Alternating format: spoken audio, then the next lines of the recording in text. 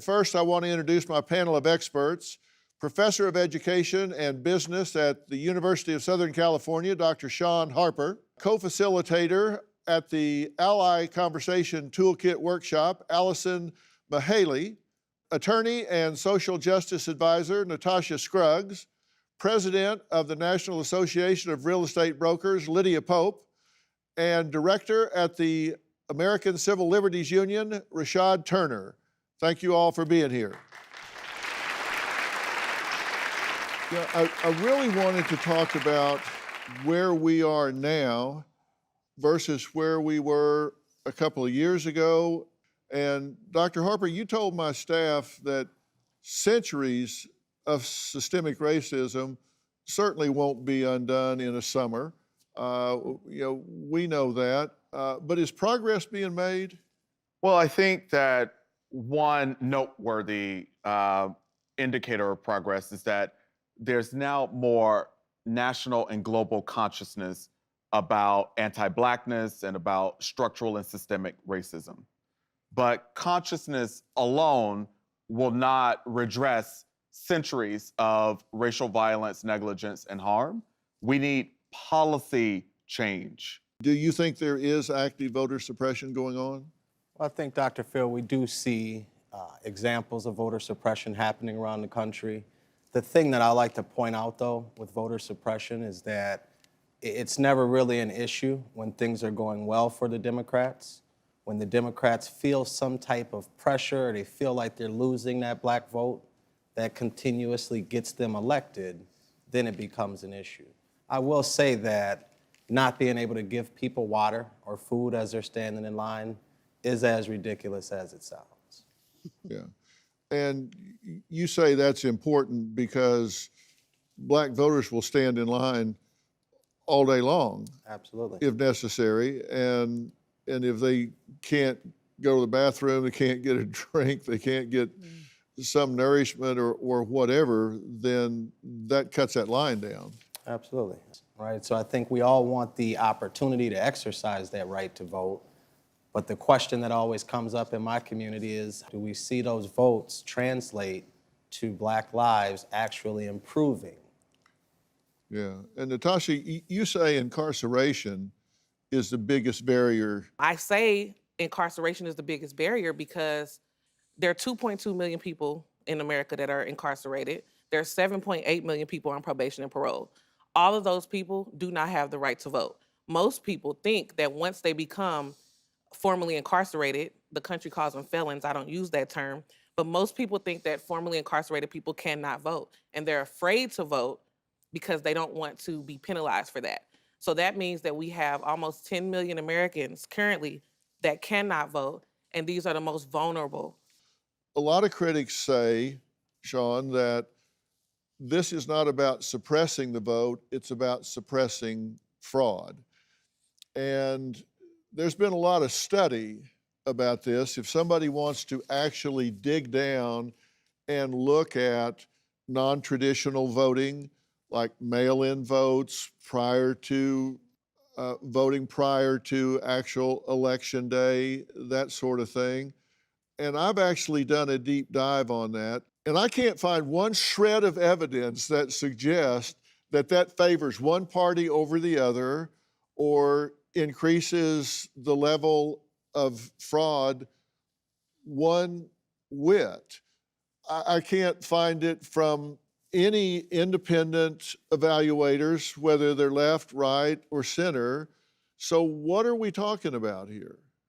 We're talking about... What's the fraud?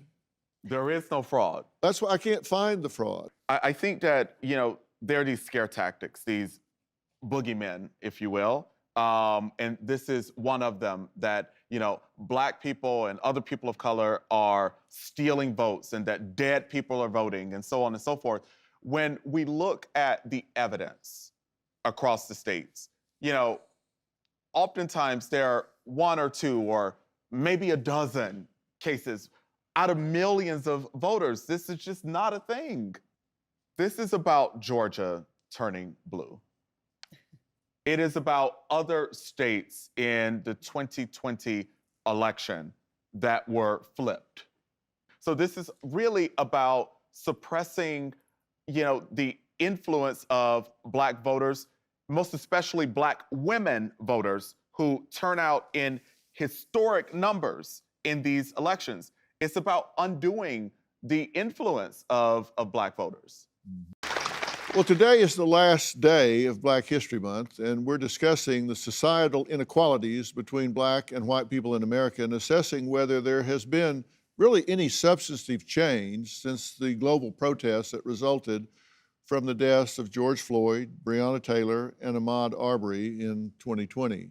Now, one area that my panel of experts all agree on are the reported racial disparities in real estate practices and income. When there is ownership in homes, it's not at the same level as far as the value of the home, the equity in the home. It's not the same, so building wealth is an uphill battle. When the gap is getting wider, when you go from 44% to 43%, it doesn't look like Blacks are moving up, we're moving down. And it's because of all the different systematic racism that is in place today that has to change, and it has to stop, and it has to start from community, but it has to end on the top where they begin to make a change in America. The more that they continue to allow the challenges in the loan practicing and loan level where Blacks are having higher interest rates. When Blacks, if you have a 720 credit score and you got $7,000 in the bank, you're still gonna have a worse loan than a white American that has the same amount. That is true. I've experienced it with my family member. And I took her to the bank and I made the bank make an adjustment on her loan product. And that exists today. So people know with redlining, we're talking about discriminatory lending practice dating back to the 1930s, when lenders would draw red lines on maps around neighborhoods that were predominantly Black as a way to deny a mortgage, claiming it was high risk. I mean, it was just blatant. There's no other way to describe it, right? Yeah, redlining is still there. Just because you don't see the red lines on the map doesn't mean it doesn't exist. Yeah, it still exists. What do you want to say? As a white person, I was actually explicitly told that if a Black person moved into our neighborhood, it would lower the value of our homes. And so these practices were put into place to cause white flight out of neighborhoods so that realtors could come in and buy the properties at lower prices and then flip them. I mean, this has been going on, but the thing is that this is about bias. This is about unconscious bias. And it is so, anti-Black bias is so predominant in our country, and no one wants to talk about that. I've experienced a story of steering. When I bought my first house, I went to buy my first home. They took me into a neighborhood that I didn't ask. So when they did that, I didn't buy the property. Guess what I did? I decided to get my real estate license and run the National Black Organization to talk about the issues with steering and the importance of putting Black folks where you want them to go rather where they want to go. Now, think about that. 50% more listings were shown to white buyers than Black buyers. And you said something interesting about getting into the law. You said, yeah, we do need Black lawyers, but we need people that understand the struggles. They don't just need to understand the law. They need to understand the struggles of the people functioning under the law. That's what really motivated you. Absolutely. I believe that when you have that experience and when you have family members that are going through this, that are being discriminated against on every level, you can understand what's best on how to treat them. As far as real estate, appraisals are even discriminatory. A Black family will try to get an appraisal on their home, and they will have their white friend get it, and it'll be higher. So it all, like we said over and over and over, racial discrimination and racial bias is the biggest factor in all of this stuff. And so it's all just these biases, these paradigms that are not real, that if people could just question them and not just go along with it and say, why do I think this? Why do I think that this Black family deserves less? Why do I think that this Black neighborhood deserves less, this Black school deserves less, or this Black person accused of a crime deserves less? The Black folks I know, and I know lots of them, Black people don't choose to be poor. We don't choose to go to underfunded schools. We don't choose to be in communities that lack resources and jobs. We don't choose to, live in communities where we have inequitable access to high quality healthcare. We don't choose to be in the lowest paid, least powerful roles in corporations and other places where we work. There are systems that, cyclically place us in those positions. So let's Absolutely. be real. A Black community, we know that we have challenges with the schools. We know we have challenges even with the grocery stores that doesn't have healthy foods. We have challenges, not just all of those, but in the police force. We don't have enough in the community to assist us. So what do we do about it? What are the solutions? So again, it goes back to the partnerships of everyone, white, Black, Asian, Hispanic. You have to come into our community, feel what we feel, see what we see. I encourage you to spend a week in a Black community. Come back to my old neighborhood and see how you feel. Tell me what you get when you leave my neighborhood after that day, when you can't even walk to a store because there's a payday lender down the street, or you have to get food that is expired. So these are the things we have to bring education back, but we have to come together as NAREB and anyone to bring it all together. Well, Keith is here now in the studio audience, so hello again, Keith. Hey, buddy. I want to thank you again for the amazing hospitality that you showed to me and my staff there. You've been watching all hour long. What's your takeaway from this discussion here? What do you think needs underlining more than anything else?